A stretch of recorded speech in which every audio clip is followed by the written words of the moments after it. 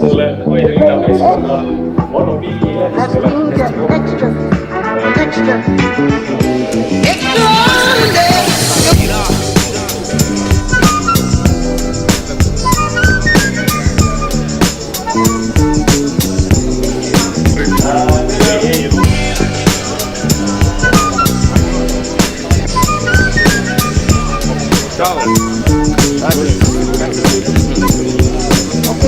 No nii, tere jõudu!